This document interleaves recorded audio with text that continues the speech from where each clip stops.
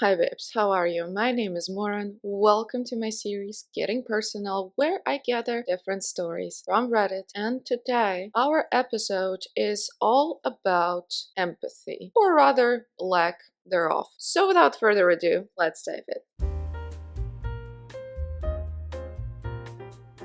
The first story I have for you today is, am I the asshole for giving my friend's kid a prayer at his funeral? So I, 32 female, have a friend at work, 29 male. About a week ago, he had a son, 10 male, that died from reasons I will not share as I didn't get permission to do so. Even though I'm anonymous, I'm still keeping this a secret as I respect his privacy. When my friend opened up about it in our work group chat, we were all really heartbroken. I've only met his son once, and although he was shy, I saw the sweetness in him. He invited all of us to his funeral. Now, I'm a Christian, and it is our duty that we spread God's word to people. In private, I prayed for his son, but unfortunately, his family was not religious. I respect other people's religions, and I'm not the kind of Christian that would take large amount of measures just for someone else to be Christian. A couple of days pass, and it's the day of the funeral. When it was my turn to speak, at the end of my speech, I told everyone to fold their hands together and pray. My prayer was for God to show mercy upon my friend's kid and that he will be loved and cherished by him. After the funeral, my friend confronted me on the verge of tears, telling me to never do that again and I should keep my religion to myself. I told him that I wasn't forcing anything, I just told people in the funeral to pray. He could still be atheist and I could still be Christian.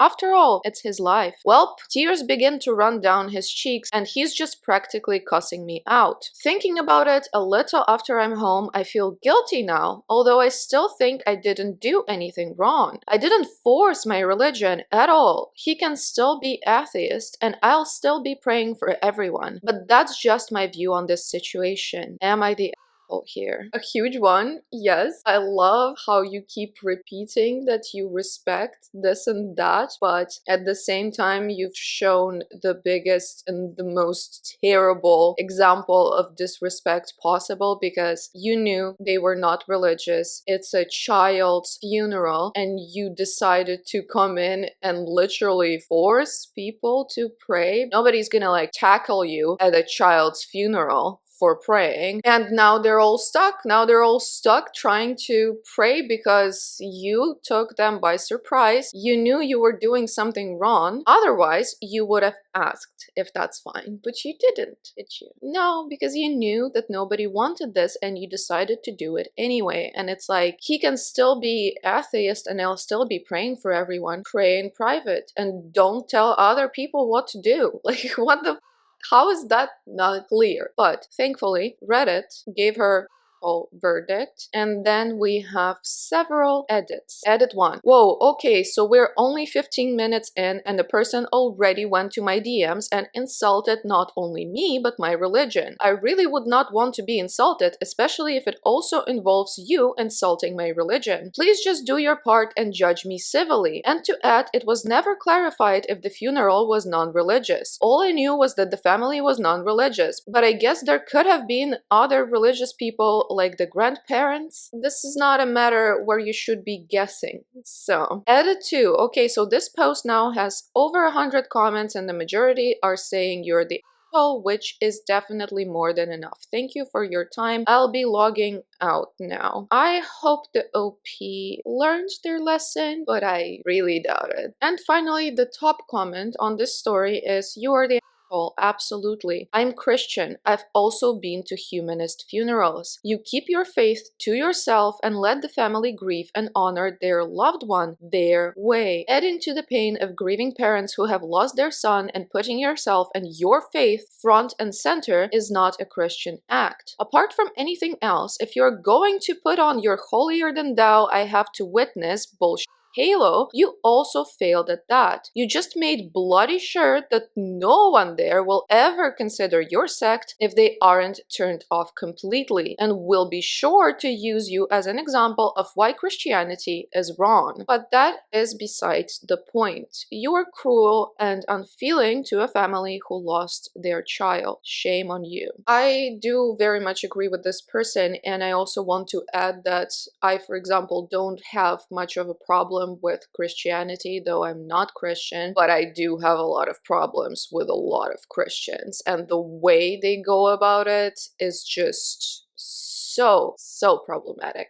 But let's just move to the next story. Someone held my lost cat for a ransom and then released her back outside. Early Sunday morning, my cat, Jackie, escaped the house. She's a tiny white cat, and it was the first time it had snowed in my area in 1,000 days, of course. The day after she went missing, I received a text saying that they had found her. I was so excited until they refused to give her back to me because I didn't have money to reimburse them immediately. I ended up contacting the police, non-emergency, because I was so upset, and they told me to send them the case number and urged to call them and give their information just so that there would be a record of the incident. Guess that scared them, or maybe they realized I wasn't going to pay, but they ignored me, and the next morning when I walked my dog, my cat was back outside. They released her back outside, my tiny, fully white kitty, instead of just giving her back. My cat was spooked and ran off, so my anxiety only spiked. I ended up leaving my front door open and locking up all of my other pets. Eventually, I came downstairs to find the little one curled up on her favorite kitchen chair. I genuinely never expected that to happen out of all the bad possibilities I had imagined. I was so terrified when she got out. I had a cat pass away in September, and I've genuinely never been more devastated. To add, she was a stray that wandered into my late uncle's house after he passed away. She's even named after him. I'm still so angry. I guess it could have been worse, but what the man. And we have screenshots of the conversation with the monster. Hey, I think I have your pet. I'm currently on my way home, so I will respond back in a bit. The OP goes, oh my god, okay, thank you so much. Then there is a picture of a kitty who is just absolutely angelically beautiful. I think that's her. Is she pretty small? Jackie is a smaller cat, but she has a prominent little belly and a very high-pitched meow. It's very girly. The person goes, yes, that's definitely her. Oh my god, I was so worried. The monster goes, we can meet somewhere open, or I bring the pet to you. Let me know where is okay for you and when, so I can drive there. We can meet, I can also go to you, whatever is easier. I can drive to you, let me go borrow my neighbor's carrier. Also, is there a reward or something, by the way, because I had to spend my money on food and toys. How much did you spend? I spent about $85 on Friskies, wet food, toys, and feeding bowl, which I'll bring along. I can't send that much right now, but I can reimburse what you spent plus some extra once I get paid on Thursday. The person goes, got the carrier, let me know where I'm headed.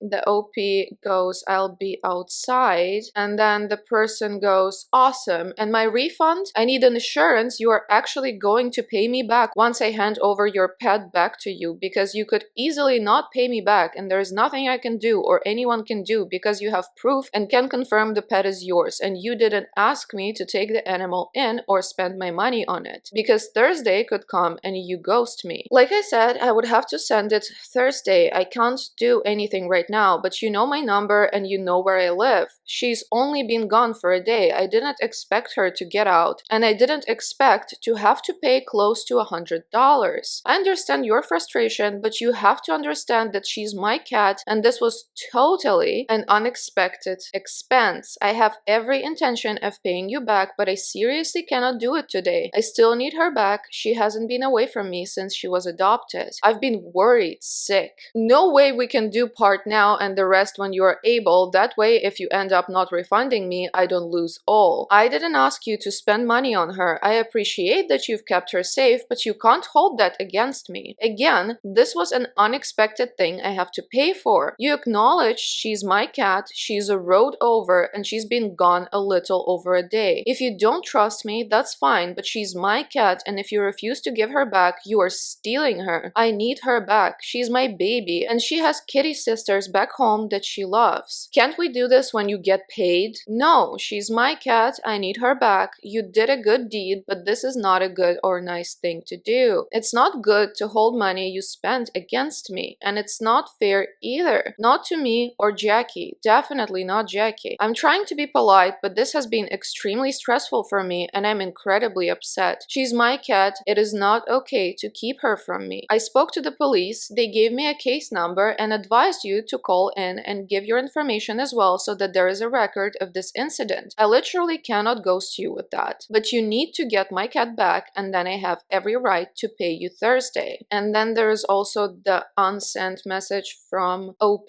I also want to see any receipts. I will reimburse you for the stuff you bought her on 12th or 13th January. I'm not paying for anything else. And then the conversation ends because the person got spooked and just threw the cat on the street. Now, I don't have much to say about it. That person deserves an electric chair, but sorry, that was mean. But genuinely, for real though, like, you rescue an animal just to extort money from someone, and then when you can't successfully make them pay you right now, you just throw a vulnerable animal out on the street again. There has to be something real wrong with you. And it's such a funny twist of logic, because if they just gave the cat back, they would have chances to get the money. Maybe the OP would have ghosted them and not given them any money, but with throwing the cat away and causing all of this drama, you're definitely not gonna get any money. So, like, pick a smarter option. Like, okay, even if you're being evil, at least be good at being evil. Also, I am very baffled as to how you can spend $85 on a cat in one day. Yes, I suppose it might be the States and things are,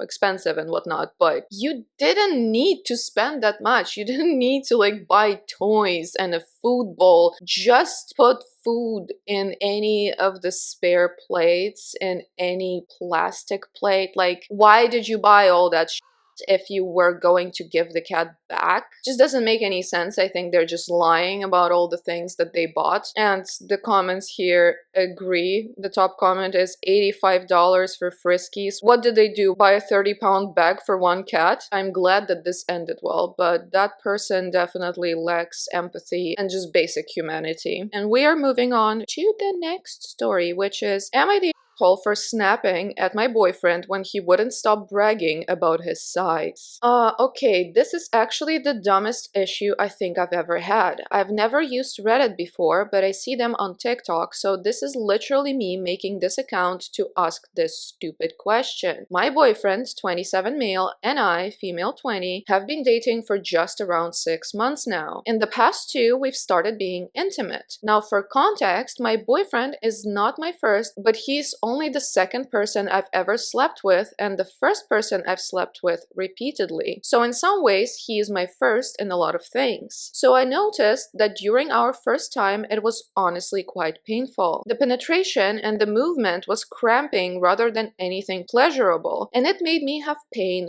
really deep in my stomach for about 3 hours afterwards. I thought this might be a one-time thing, and maybe I just needed more before stuff, so we tried again. Same thing. This proceeded to happen every time we slept together. Eventually, it worried me so much that I went to my doctor. My doctor told me that there was nothing wrong with my diagnosable except for bruising on my cervix that would go away on its own, and suggested what I thought, more before. She also told me that sometimes people can be seriously just incompatible with sizes. I'm only 5'1", and she basically insinuated that my boyfriend's size is too large for me. Of course, I went on a Google dive and told my boyfriend this. His reaction to be flattered. Quite literally so impressed with himself. And I have not heard the end of it. Every time we talk about it, he gets this dumb, proud look on his face like, yes, I'm so large, we have to do this different. He often brags about it to me in a subtle way, like I haven't been the one to point it out. And the worst part is he literally will not change the way we do it. I've told him multiple times that slamming into me makes it so much worse, and he'll apologize and say I forgot, as in he forgot about his size. He's so proud to say it. I literally have not enjoyed sex with him one single time. So eventually I snapped at him. He kept repeatedly thrusting into me like he does, and it hurt so bad, causing me to snap when I normally wouldn't. I pushed him away rather hard, and he was so offended. Tears immediately started flowing, and I told him to stop letting his dumb big ego get to his head and stop bragging about hurting me and his stupid size. He literally slammed the bathroom door in my face. It is the biggest fight we've ever had. I ended up apologizing and he accepted it, but honestly, the more I think about it, the less I feel like I was in the wrong. So what do you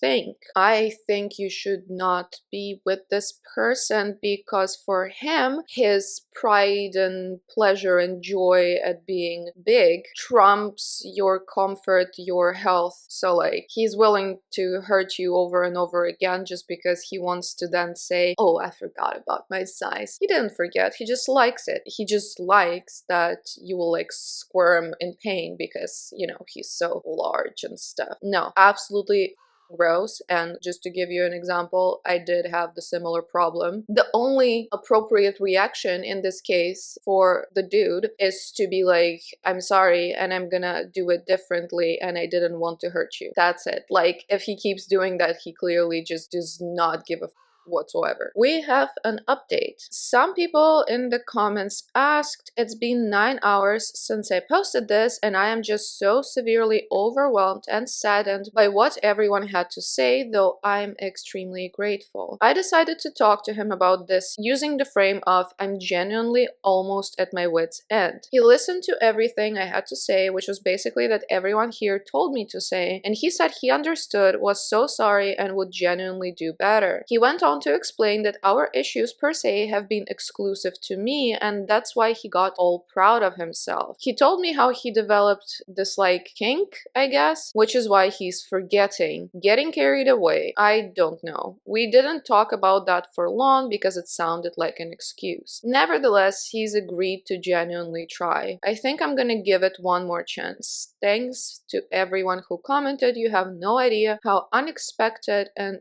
how helpful you have been. Good luck with that second attempt, I suppose. I don't like it. I don't like that he repeatedly, intentionally did this to you without caring for your safety and health. Maybe he will do better, but somehow I doubt it. I've lost all belief in humanity by this point. The top comment here is, why do you keep having sex with him if it's not enjoyable for you? Sex should be mutually beneficial. Amen. If you're having sex just for the sake of it and it's not enjoyable or painful for you, just don't. Yes, maybe it's pleasing the other person, but is it worth it? No.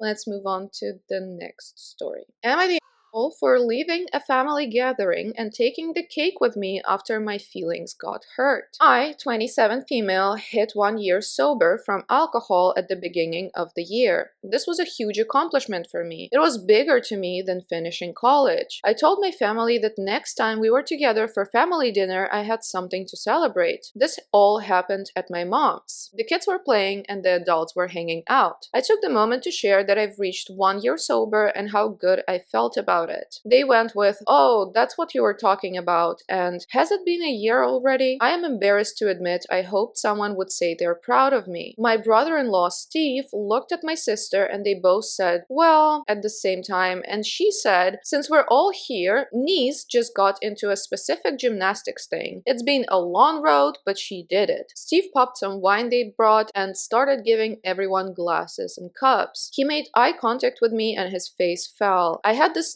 gnawing feeling, so I got up from the table. I took a walk. I tried to get through the moment mentally so I could be present for my niece to celebrate her success, but when I got back to the house, my sister asked me why I left without saying anything. I said I needed a minute to myself. She looked at me funny and said, "Okay." I said I'd shared something I was very proud of, and she bulldozed over it. My mom put her hand up and asked me what my news was. I said that I told them I hit 1 year sober. Mom said my generation always wanted praise for doing the bare minimum. That wasn't an accomplishment, it was just what I needed to do, like graduating high school. I tried to make it through to dinner, but found myself just not in the mood anymore. I decided to go home. Here is the direct thing I'm being called a butthead for. I'd brought a small berry chantilly cake, my favorite, to share after dinner. It was the thing I decided I earned. The kids had definitely seen it. On my way out, I decided to take it home with me. I guess when they realized the cake wasn't in the garage fridge anymore, my sister called to ask me why I took it. I said I did it because it was my cake to celebrate my accomplishment. She said word for word, "Are you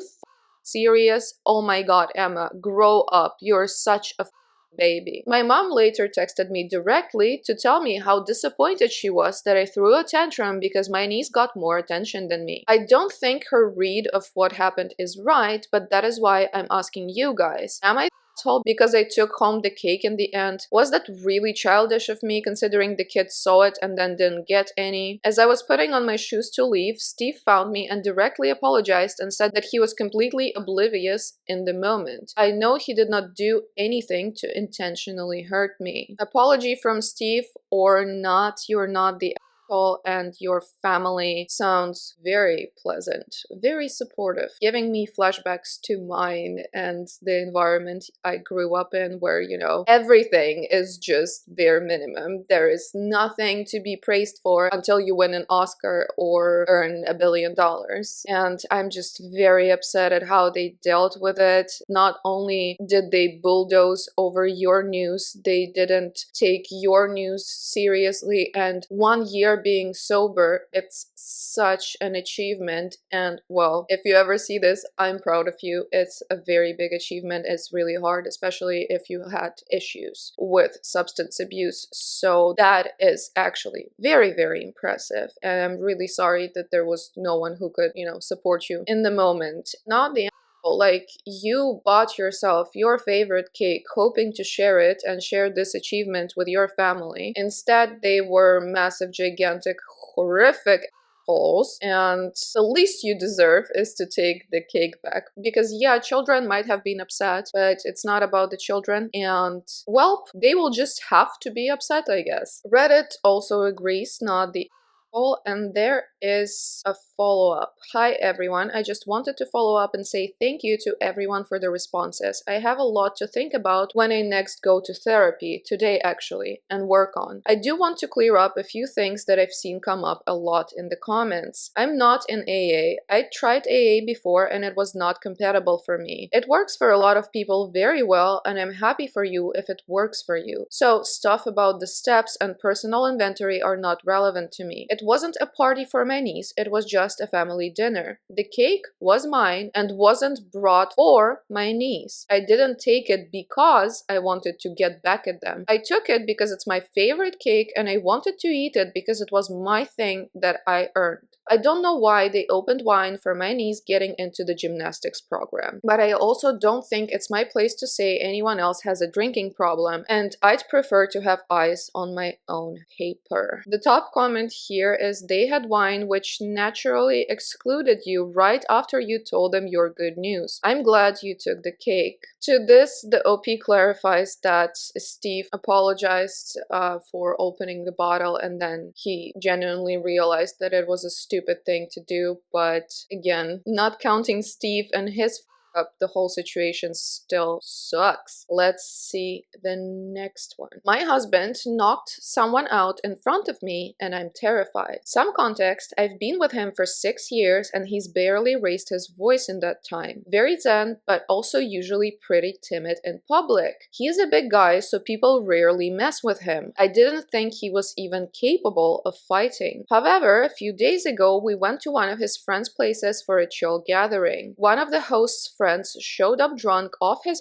and was jovial but raising his voice and yelling and talking over everyone. He didn't seem angry or aggressive, but he was being jolly to a belligerent level. He was touching everyone and my husband looked really uncomfortable as he's touch averse even with me. We can't cuddle for more than a few minutes without him getting prickly. He came over to my husband and offered to shake his hand, and my husband held up a hand and said, "I'm good, thanks." This seemed to only spur on the drunk guy who went to reach out a hand to put on his shoulder. My husband took a step back and said, "I'm not messing around. Don't touch me." And his face just looked dark like I've never seen it before. He was breathing hard and balling up his fists. The other guy wouldn't take the hint and went in for a hug. It was a complete blur. I was looking directly at him and I barely saw what happened. There was just a loud pop and a crack and the drunk guy collapsed, totally unconscious. My husband stepped over him and walked outside and everyone was trying to wake the guy up. He started shaking and groaning and ended up having to go to the hospital because he had a seizure. My husband was just sitting outside on a bench staring off into space and smoking a cigarette. I'm not going to lie, I went off on him and was yelling and screaming and he just didn't react at all. He just said I told him not to touch me. The next morning when I cooled off, I asked him again and he gave me the same answer. I asked him if he even felt bad and he said, "No, why should I?" Like, I get not wanting to be touched, but the complete lack of remorse or even caring about the guy's health is terrifying to me. He got a call from the friend who hosted the gathering today telling him the guy he punched was going to be okay. My husband just said, "Why are you telling me? It's kinda not my problem." Like, yes it is. Is he some sort of sociopath who just was really good at hiding it? Nobody does that. I'm actually scared of him now and have been sleeping on the couch the last 2 nights. I can't believe I never saw this before. How could I be so stupid? He was never shy or timid. He was just emotionless. For me here, it's this common situation where a person chooses kind of the wrong side, and it's also, to me, I think, is about a lack of ability to understand another person's perspective, because what happened here rings all of the bells for someone who's been abused in his life and traumatized. He did react and he did cause a lot of damage, but I do agree with him. There is no reason for him to feel remorse, maybe only because the guy had a seizure and went to the hospital and stuff. But for punching him, I don't see why he should feel bad, because he issued several warnings, the person was not listening, and he did what he did. Due to my past, I am not reacting well to people touching me, except for like, I don't know, 3 or 4 people on this planet. So if this happened to me with this guy, I would probably also punch him in the face. Would be harder for me because, you know, I'm not very strong, but yeah, ain't no way I'm not reacting aggressively after I repeated several times not to touch me. And it upsets me that after this difficult situation happened and probably brought up a lot of issues for the husband, she like went outside and also yelled at him and made it worse. So let's see the edit. We have only the second one because the first one is in the comments somehow, and I searched the comments and I couldn't find it. Maybe it has to do with the fact that the OP's profile is deleted now. To summarize, the police came and took his statement. I was shaken by what happened initially and reacted out of fear and anxiety and said some stupid, selfish things. The last few hours I spent cuddling his chest and just being there physically. He didn't freak out or get uncomfortable, and I asked him if it was okay quite a few times. I apologized that he had to go through that and told him I know he was upset and I freaked out and it must have been really difficult for him to be in that situation, feeling so cornered and violated. I reassured him that everyone reacts differently. I told him what happened scared me, but he was within his rights to do it, and I just needed some time to work on my emotions regarding it. I made it clear that if someone were doing the same thing to me, I wouldn't be upset if he did that to them, and that I was being hypocritical when I got upset with him because of that. Turns out that the majority were right. It was a trauma response. His dad beat him until he was bigger and stronger than his dad, and then his dad turned on his younger brother. When he was 18, my husband nearly beat his father to death before taking his little brother, who was 12 years old, away from that terrible home. A couple people were wondering how big he is. He's 6'4" and 275 pounds. The drunk guy was nearly as tall as him, but not as bulky, but clearly could have been a threat. My husband's 30 now, and he said that's the last time he laid hands on anyone and would never do it unless he had a good reason. Certainly never with me, and I believe him. He let down his shell and cried to me, and I told him I'd be there to support him if he just needed some time or if he wanted to pursue therapy. The comment saying he deserved better broke my heart. I want to be better. He got another call from the cops who said they're closing his case because there's nothing there. Friend would be guilty of simple battery and my husband would be guilty of aggravated battery, but it's roughly equal since the other guy instigated and my husband was literally backed into a corner. Drunk felt really bad and didn't want to pursue anything, thank God. But yeah, my husband admitted he went too far without needing to say anything. He said he wasn't proud of what he did, but he felt so embarrassed he played it off as indifference to save face in front of me. I told him he didn't need to, that I've seen him at his worst moments and never judged him before, and I'd do my best to change this situation for the better. I just kept apologizing, and once the tears started coming out, I held him and let him cry for a long time. We are going to be okay. Everything is going to be okay, and I'm going to be with him every step of the way. All's well that ends well. I am very happy that she finally went on the right side and that she heard him out and that she took care of him and let him feel safe to the point where he confessed to the reasons for what he did. I hate even thinking about what he went through, so I hope he gets therapy. I hope it gets better for them. Really glad the guy didn't sue them though, or like, you know, do the police route, because that might have ended up badly. But the top comment here is also asking if it is a PTSD reaction. And then the comments go on and on and on, theorizing about PTSD response, which literally what it was. And we are seeing the next story. Am I the asshole for refusing to let my girlfriend bring her dead dog's ashes on vacation? My girlfriend, 29 female, and I, 28 male, have been together for 4 months. She had a dog that died a few months before we met. I have only ever spent the night at her place. I live with my sister and her 2 kids, so it's a little chaotic at my place. Girlfriend has a small 2-3 inches tall urn on her bedside table with the dog's ashes. Before she turns off her lamp to go to sleep, she always gives it a little tap on the top and says good night, as though she's talking to the dog. I think it's weird, but I have never said anything. We were supposed to go away for the weekend. On Friday, I was watching her pack and noticed she took the urn and put it in the top pocket of her backpack. I asked what she was doing. She said she didn't want to leave the dog behind. I told her she was not allowed to bring the urn as it made me very uncomfortable. I didn't want to see it anytime we returned to our hotel room. I didn't want her talking to her dead dog after we've had sex. An example, before we go to sleep. It's weird, and frankly, she's been mourning this dog for too long. She didn't argue. She simply started to unpack her bag. She told me to have fun on the weekend getaway as she would not be coming. I asked if she was seriously choosing a dog's ashes over me. She said she was choosing herself over me, as I could have spoken to her with kindness and empathy, but didn't. She also said that I didn't get to dictate how long she's allowed to grieve. Then she asked me to leave. She hasn't replied to my texts. I think she's overreacting. My sister said she can see both of our sides. Am I an ass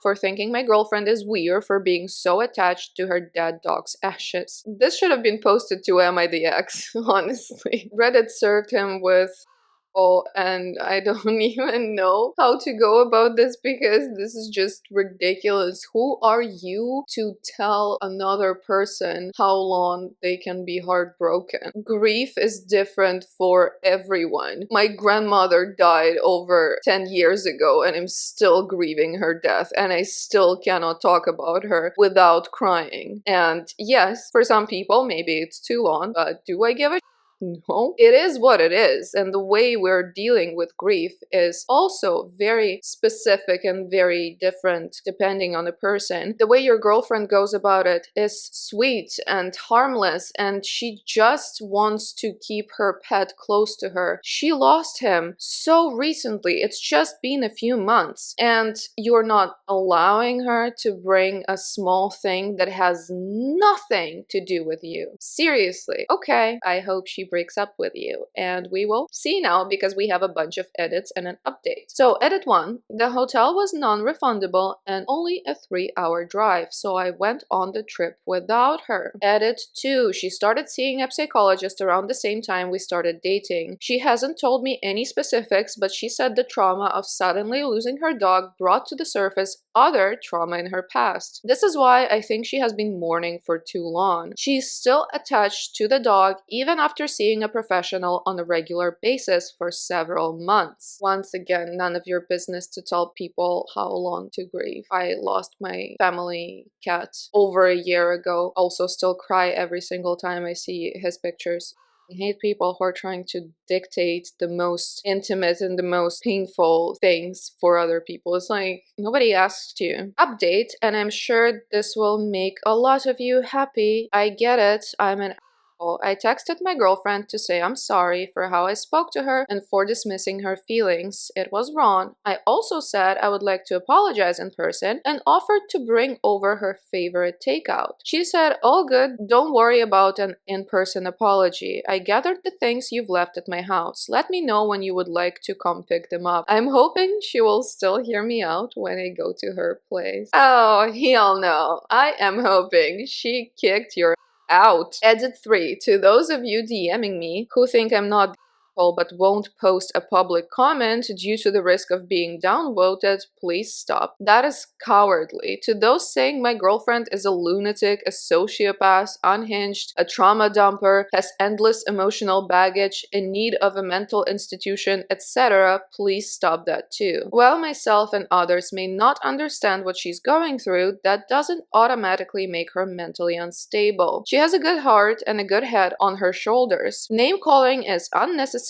and borderline crueler than I was. Final update, I shared this post with her thinking it might help her see that I was wrong and I'm owning it, and maybe it would open the door to a discussion. That blew up in my face. I probably should have deleted some of the questionable comments I made in this thread. She texted to say your things are now in a garbage bag on the porch, pick them up sooner than later so they aren't stolen. Goodbye. Please respect my wishes and don't text me anymore. Good for her. Kudos to him that he understood, and accepted that he was wrong and stuff like that. But I don't think they are compatible anyway because they're clearly on a very different levels of emotional intelligence and understanding other people. The top comment here is very long. They quote the paragraph of she didn't argue, she simply started to unpack her bag and blah blah blah and then asked me to leave. Your girlfriend, well, ex-girlfriend most likely, sounds amazing. I wish she was my friend because she sounds like an awesome person to know. Sounds like you've lost that privilege by being an